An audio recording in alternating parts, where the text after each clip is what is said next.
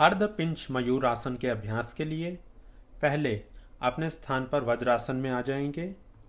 वज्रासन में आने के बाद दोनों घुटनों के ऊपर खड़े हो जाएंगे। घुटनों के ऊपर खड़े होने के बाद दोनों हाथों को सामने ज़मीन पर रख देंगे, लगभग 1.5 से 2 फीट का फासला देकर। अभी घुटनों को सीधा करते हुए पर्वतासन में आ जाएंगे। पर्वतासन में आने के बाद दोनों पांव मिलाकर रखेंगे। अभी धीरे धीरे अपनी कोहनियों को मोड़ेंगे और दोनों कोहनियों को ज़मीन पर लगाएंगे और माथे को ज़मीन के नज़दीक लेकर जाएंगे।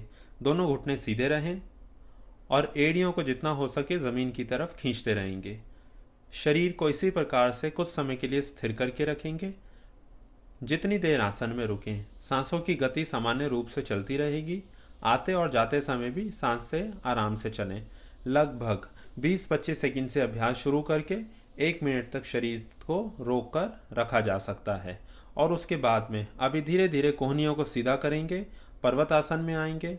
पर्वतासन में आने के बाद दोनों घुटनों को मोड़ेंगे, ज़मीन पर रखेंगे, पंजे बाहर करते हुए वज्रासन में वापस आ जाएंगे। अर्धपिंच मयूर आसन को इंग्लिश में डॉल्फिन पोज कहते हैं। इस अभ्यास से हमारा शरीर लगभग डॉल्फिन की तरह ही बन जाता है आसन को करते हुए। इस आसन का अभ्यास 2 से लेकर 3 बार तक कर सकते हैं और प्रत्येक बार में 20-25 सेकंड से अभ्यास को आरंभ करके 1 मिनट तक सामान्य रूप से शरीर रोक कर रख सकते हैं। अभ्यास के दौरान सांसों की गति सामान्य रूप से चलती रहेगी।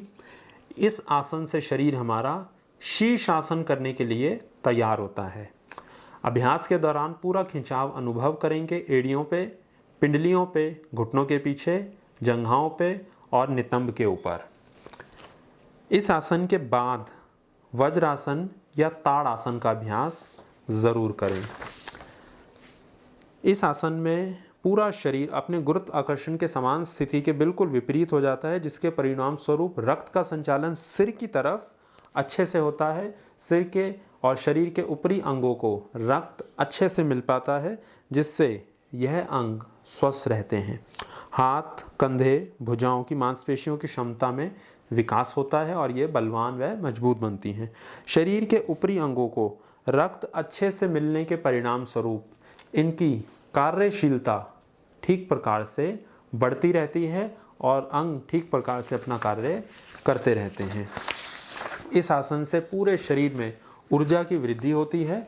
शरीर की अधिकांश मांसपेशियों के ऊपर खिंचाव और प्रभाव पड़ने से पूरे शरीर में ऊर्जा का संचालन अच्छे से होता है। जब इसमें हमारा शरीर उल्टा हो जाता है तो पेट का वजन मध्यपट, डायफ्राम और लंग्स के ऊपर आता है, जिससे फेफड़ों के ऊपर दबाव बनता है और शरीर से कार्बन डाइऑक्साइड ठीक प्रकार से ज़्यादा मात्रा में शरीर से बाहर निकल पाती है और रक्त शुद्ध होता है।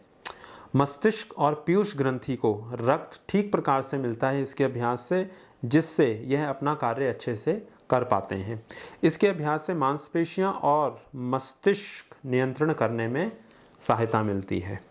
सावधानियों के रूप में कुछ विशेष बातों का आपको ध्यान रखना है इस अभ्यास को करते हुए।